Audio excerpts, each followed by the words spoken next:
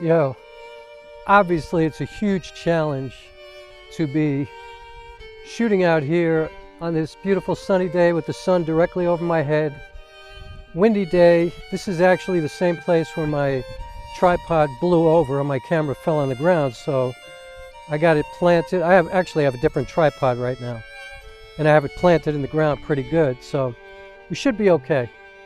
And also it's incredibly windy, which means the audio is challenged.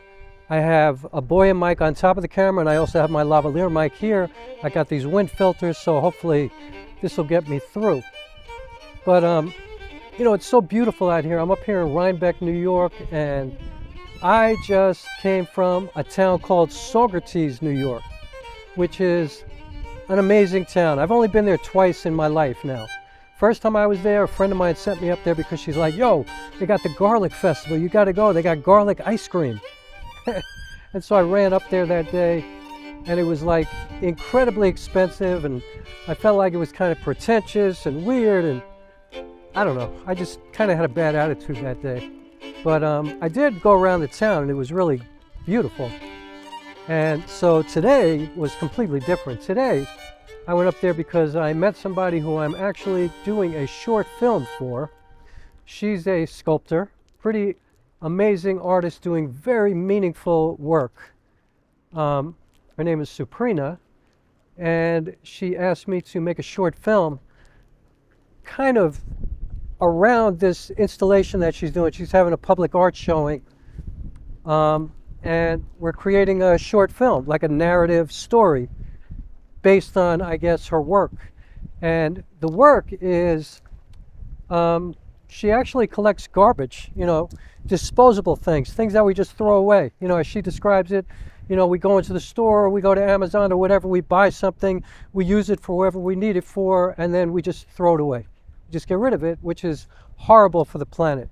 As a matter of fact, I got some batteries here that I took out of my audio recorder, which I'm going to dispose of properly, which I always do. But, you know, I throw a lot of shit away, and I was very moved today by her conversation with this guy who runs a theater up in Saugerties where we're going to shoot, and it's an old mill, and they're building a theater in this place. They actually have a theater. You know, like, I'm not going to show you any footage of it today because I don't want to show anything that is going to be in the film. So I'm going to wait. Camera's moving a lot right now because of the wind, so I'm a little nervous, but I'm really close to it, so I can make sure it's secure.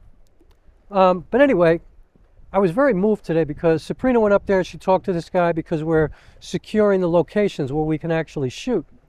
And then a friend of hers, like, what I wanted to talk about was how, you know, sometimes when you get involved in projects that have nothing to do with you, it inspires you for your own projects. And, you know, I have been a solo theater artist for many years. And I became a filmmaker, and I've been doing mostly filmmaking over the last few years since the pandemic. And I don't know, it's been hard for me to get back on stage and do a theater piece for a lot of different reasons. One reason is I think I'm still traumatized from, I had a big opening of a play that got canceled because of COVID at the Signature Theater in Manhattan. And I had worked so hard on that thing for a few years. And I was like more prepared for that than I've ever been in my whole life. And now that's a play that nobody's ever going to see because, you know, it's not that I refused to do the play or whatever, but it's like I made a movie based on that story. And so, you know, I promised myself a long time ago that I would never get on stage unless I felt absolutely compelled, like it was completely necessary for me to tell that story. Otherwise, I feel like not only am I wasting my own time, but I'm wasting the audience's time because, like I said, unless I practically feel like I'm going to die if I don't tell the story, I'm not going to get up on stage and do that. I mean, I put so much into it. And also, I just think, like, I'm someone who believes that all the art that, well, I'm just going to speak for myself. You know, all the art that I create should be meaningful, contributing, important, at least to me. You know, people might say, okay, that was an epic failure. That doesn't mean shit, but I think most of the time I succeed. You know, I think I do work that people feel is meaningful in some kind of way. And so anyway, today, I met up there with Sabrina, and I met with this guy, Patrick, who runs this theater, and I just thought it just made my head explode. Like I felt like, oh my God, this theater is exactly the way I developed my first play, Broke Wide Open. Like playing in abandoned storefronts and old structures that had been just, not working for like 40, 50, 60 years. Like they're just reduced to just a wall or a hallway. Like the building's not even there anymore. And, I perform out in the street for people, and, I perform in abandoned storefronts and old gas stations and, places that just weren't live anymore. And I brought life to them through my theater work. And I stood in this space and I just thought to myself, like, I want to do a show in here, And so then I put that out of my mind because I was there for Sabrina, and I was thinking about all the possibilities of shooting, and it just gave me such great inspiration for what I want to do. And I'm starting to think of, like storylines, and what is this story about? Like what exactly is the thing that this character needs, because she's creating a character. And so it was a great inspiration. I just wanted to talk about how, when you meet with other artists, when you get with other people who are doing things on their own, in Sabrina's case, she's a sculptor. She collects garbage and she creates this beautiful art. She's got a sculpture of guns, and turns it into something beautiful. That's what artists do, to me anyway. That's the intention, the best intention of an artist, is to take difficult things, to take things that are not easy for people to deal with, and to turn them into beautiful art. And also, ironically, when we were up there, a friend of Sabrina's who she hadn't seen for a long time, who she knew from Brooklyn, showed up down there and just, like it was really weird. She just showed up like, hey, and Sabrina's like, hey. And I don't think she remembered her at first, but then they got together and they were talking, and they were both sculptors, and I was like, this is so cool. I'm around these people, and they're doing work that's like about being sustainable, about, contributing to the earth, to the planet, to not destroy this place that we live in. Like they're creating things that are really important. And that's what my work is all about. And so I'm so really thankful to be doing this job. I'm going to make a great movie for her. And I think I'm going to do a play next year. I'm also already working on a new film. And it's funny, I just finished the movie, and now, as it turns out, like I said in my last video, it's not even really done yet. It'll be done, but not yet, because of other circumstances, which I'm not going to get into. I talked about it in the last video, but I have a theatrical script. I'm not going to do the play that I didn't open at the Signature, because that story is done for me, it's gone. But I have some new stuff that I'm working on, and I think I am going to go ahead and dive in, dedicate my life to another theater piece, but I'm going to incorporate my filmmaking in it as well. And yeah, I think that if you feel like you're blocked, if you can't write, if you can't film anything that means anything, if you can't do whatever the art is that you do, get with other people who are being creative and doing stuff, and just listen. Don't even talk. Don't be there for you. Don't be there for your own project or your own work. Just see what other people are doing. Go out and support other artists. Go to art galleries. Go to shows. Go to the theater. Go see movies. Like watch films, and then try to find these people on social media. Like I'm somebody who pretty much hates social media, but the only thing that I think is of great value is to find other people in what you're doing, what's important to you, and to kind of look around in that room, in that space, and see what's going on, and try to get some inspiration. See how you can contribute. See if you got anything to say that's going to add to the equation, And so get out there and support people, and that just might be the thing that you need to get your shit going, And the other thing is I'm shooting on my Panasonic S5, and I'm using a Minolta 28mm f2.8. I love this lens. I'm up here in Rhinebeck, New York. I just passed a guy who was actually wearing those long, fishing pants that go up to your chest. And he was like going into the water, and he told me the water's like 50 degrees. And I just thought, people are out here just doing all kinds of crazy shit, amazing stuff, like really, really cool stuff. And sometimes I know myself, I get really insular, I get all tied up in my own head.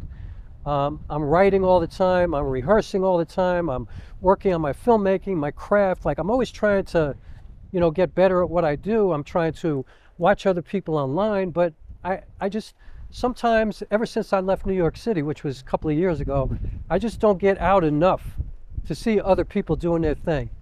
And so I'm going to try to get out a little bit more. And mostly it's because I'm busy, doing my own stuff. I'm incredibly busy all the time. And I'm always working on a project, always doing something, and I'm out, like I'm out here like this all the time. I try not to just shoot videos in my apartment, but I think it's good to see what else is happening, and I know myself, I'm very, like, I don't know, let me put it this way. I'm really, really into being very positive about other people's work, whether I think it's awesome or not. You know what I mean? Like first of all, you never know where somebody is in their process. Unless you're asked to, critique somebody's work, you shouldn't really offer anything but support, because who are you to tell somebody what they should or shouldn't be doing, or whether it's good or bad or whatever? Like I said, you don't know if they're at the beginning of a developmental process. You don't know anything, Just be supportive, be positive, bring somebody some good energy. But every once in a while, you're going to run across something that really, really moves you, where you're really impressed and inspired and makes you just like burst with new ideas and maybe a new direction for what your creativity is bringing, or what's necessary for your creativity. And so, yeah, I don't know. I'm just really happy about today. Also, I could totally live in a town like Saugerties. It's a really cool town. And Rhinebeck equally is cool. Actually, I was up here last week. My friend Susan Ito did a book signing up here. She read some from her new book. And so I was at a bookstore up here. And yeah, I'm just really lucky. I know a lot of people doing amazing things. And I hope that if you're an artist and you feel like kind of hesitant to start doing something, or you feel stuck, or whatever the case may be, I always hope that what I do and what my work is about, and the way I present myself, inspires people to do stuff on their own as well, to get out there and share their work. And that's the thing, in my opinion, and this is just me, and you don't have to agree with this, but don't just do it for yourself. Share it. Do work and put it out there. Be a part of the community, contribute something. Don't be somebody who just takes up space, What you do matters. It might not resonate with everybody. Some people might hate it, but some people might love it, You might save somebody's life. You might inspire somebody. It doesn't have to be that big to save their life, but you might inspire somebody to just do something, to get moving, I mean, the possibilities are endless if you share something, And also, it's like good nutrition for you. And I could tell you that from my own experience. Like every time I perform, it's like a blood transfusion. It's like I add 10 years to my life, it feels like. Like, first of all, I perform in the theater, so I get all these hugs all the time, which is incredible. And, I get to like be in a space with all kinds of different people in some sacred performance space and share a story of characters that I created, and places and situations, and I get to like immerse myself in this, and people pay attention to it, and they're kind enough to come and pay for it most of the time. And I mean, it's just a fantastic experience, and I recommend it for everybody. And it's the same thing, when I finish a film, I get to do a screening. What's really cool right now is I just finished a movie, and I haven't even felt like doing a screening, to be honest. And Steve Peckman, who did the score, has been pushing me to do this screening, and honestly, I'm doing it more for him, but I'm so happy that I'm doing it because, like I said, sometimes I can get all tied up, all up inside of my own head, and I get stuck in there. And, I might be creating great work, for me, and I do eventually share it, but it's not healthy to be that isolated. I'm a solo artist, but I'm also a real solo, solitary kind of person, and it's really good for me to get out amongst other people and offer what I can offer to them, like I am with Sabrina right now. I'm going to make her an incredible film. It's going to be like a great movie that she can share with her people and spread the word and spread her work, which is really important work, and I get to be a part of that. But, also I get so much from it, and I got so much from today, This guy, actually, the guy who owned the theater today, he reminded me so much of this woman, Barbara Van, who was like my theater mother at the Medicine Show Theater in Manhattan. Like, first time I ever performed at the Medicine Show, Barbara sent me an email and she asked me to come down and meet with her the next day at the theater. And so I went down there and she said, so what I saw yesterday was remarkable, just like I've never seen anything like that before. And I love how fast you did it. And I just think it's so beautiful, and you're really challenging people to pay attention. And you were able to like command the stage for 2.5 hours with just you on stage. Like, I just thought it was amazing. And then she put keys down on the desk in front of me. And I was like, what's that? She goes, those are the keys to the theater. An artist like you deserves a place to work. And I was like, oh my God, does this mean like I'm the artist in residence? And she's like, it just means you have the keys to my theater, and just make sure it's clean, and always bring toilet paper and paper towels. And it's our honor to have you at this theater.